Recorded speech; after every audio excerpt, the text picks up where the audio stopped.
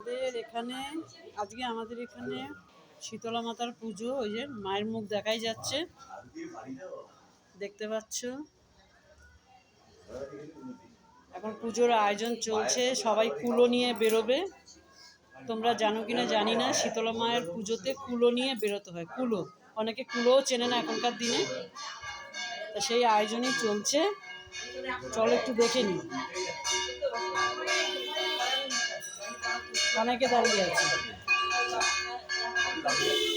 সবাই প্রদীপ মোমবাতি জ্বালাচ্ছে। শীতলা মায়ের পুজোতে এই বট গাছ দিতে হয়। এখানে ধূপকাঠি আছে, শীতলা মায়ের পুজোতে বট গাছ দিতে হয়। সবাই ওই যে কুলো, এটাই হচ্ছে কুলো নিয়ে সব বাড়ি বাড়ি যাবে, যে যার সামর্থ্য মতন দেবে। ডাব দিয়েছে, আমিও দিয়েছি, এখানে আমারও ডাব আছে, মোমবাতি সব ধূপকাঠি জ্বালিয়ে দিয়েছি। সবাই নিয়ে বেরোবে কুলো নিয়ে, তারপরে পুজো হবে। কুলো নিয়ে আসবে, তারপরে পুজোয় বসবে। কুলো নিয়ে না আসলে পুজোয় বসতে পারবে না। ধূপকাঠি জ্বালাচ্ছে ওই যে বট গাছ আছে, বট গাছের ওই যে মায়ের পেছন দিকে ধূপকাঠি রাখছে। এই যে আমাদের পাখিদি, অনেকেই আছে। ইনি একজন এসছেন, ওই যে সবাই ডালা নিয়ে আসছে।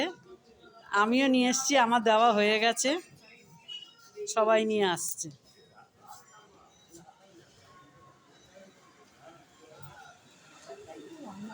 কুলোর আয়োজন করছে, এটা কুলো, এটা নিয়ে বেরোবে, সব বাড়ি বাড়ি যাবে। কে তেল দেবে, কেউ চাল, যে যার মতন ইচ্ছা যা খুশি দেবে। কোনো জোরের ব্যাপার নেই, যে যেরকম সেরকম দেবে, যে যেরকম পারবে।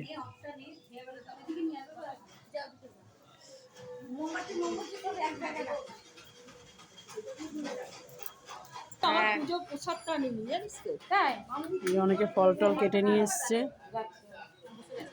তা আবার বলছি, শীতলা মাতার পুজো, এই মায়ের পেছনেই বট গাছটা রাখতে হয়, মা বট গাছের নিচে থাকে। ঘরটা কি সুন্দর সাজাচ্ছে, প্রদীপ দিয়েছে। ঘরটাকে ধানের ওপরে মাটি দিয়ে তারপর ঘর বসিয়েছে, অনেক কিছু দিয়েছে। আমসরা দেবে, যা যা ঘর বসাতে যা যা লাগে সবই দেবে, দিয়ে সবার বাড়ি বাড়ি যাবে। আমাদের সাথে? আমি তো, মা সবার মঙ্গল করো, যাতে এবারে গরমটা কম পড়ে, কারণ আমার মামার অবস্থা খারাপ হয়ে যাবে। ওই দেখো কত বড় ঘর নিয়ে এসছে, ওই ঘরটাও নেবে, সব বুঝবে এখানে।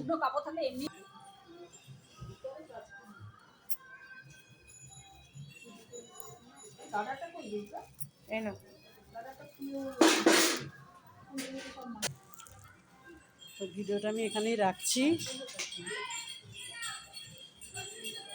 পরে যে পুজোটা হবে সেটা পরের পার্টে দেখাবো, একবারে করতে পারছি না।